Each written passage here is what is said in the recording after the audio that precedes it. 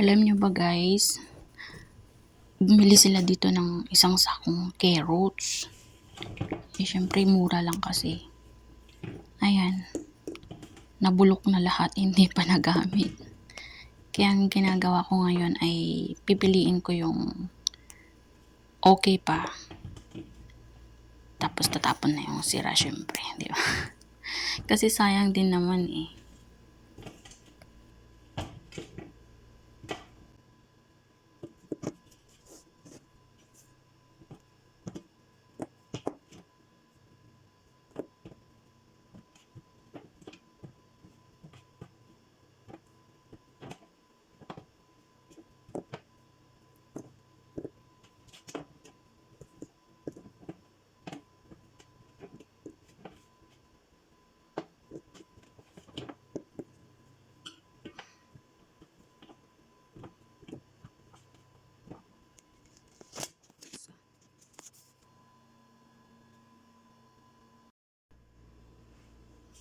Ayan guys, ayan isang malaking bandihado din yan. Parang isang dipa yung laki ng lalagyan.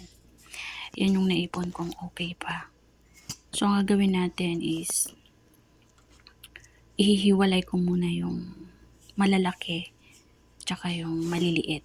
Kasi yung malalaki, pwede pa nating ilagay sa ref, yung parang okay pa siya, yung malaki na parang fresh pa siyang tignan.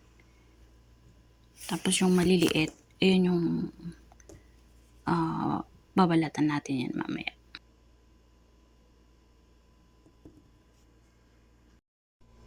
So ayan na, napilian na natin guys. Ito na yung malalaki na pwede pa nating ilagay sa ref. Mga susunod na linggo pwede pa. Ito na maliliit. Yan. Babalatan natin yan mamaya guys. So ayan na nga. Babalatan tayo. Para minsanan lang. Alam nyo ba guys, yung pangbalat ko pa dyan is yung kutsilyo. Kasi nga, yung parang pangbalat sana na ready to yung siya, nakakasugat kasi nga maliliit siya, so kailangan talaga ng kutsilyo para para sure talaga na hindi ka masusugatan. Yan, ito namang hinuhugasan ko na nga. Ito, medium size siya, so malinis-linis pa siya ng konti. So huhugasan lang natin siya guys, hindi na natin siya babalatan. So gagawin natin mamaya yan, kukod ko rin, great ba sa English? Yung kukod ko rin lang natin siya para mabilis.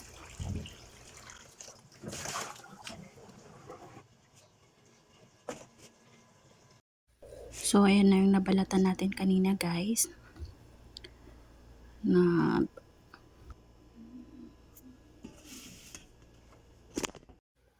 umpisahin na natin magkayod. Ayan, unahin na natin yung nabalatan natin kanina. Ayan.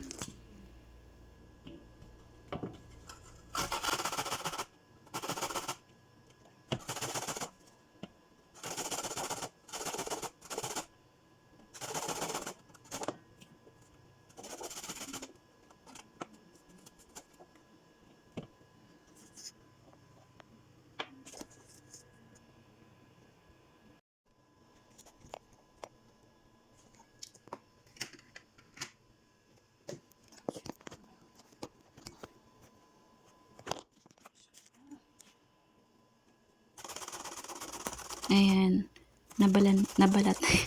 Nakayod din natin yung nabalatan kanina. So ngayon naman yung pinakayod ko is yung mga medyo malilinis pa.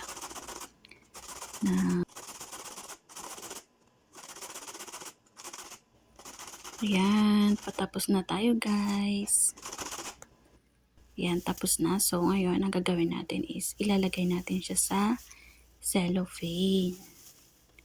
Yung alam lang natin na pwede natin gamitin kada luto para hindi na natin siya, para madali lang siyang kuhain. Isang plastic cup, kasi minsan sinasahog dun sa paggagawa ka ng spaghetti, or di kaya naman pag magluluto kami ng kanin, ayun, nilalagay din namin yan.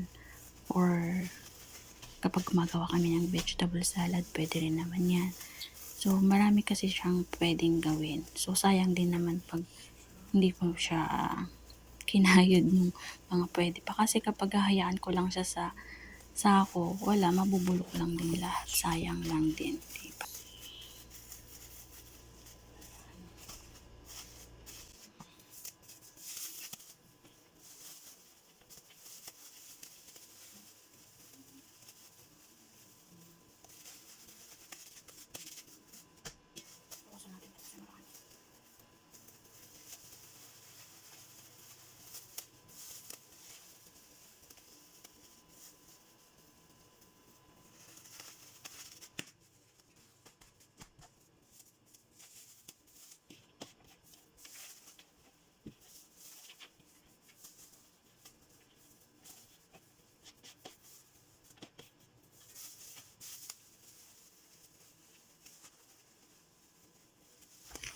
So, ayan na.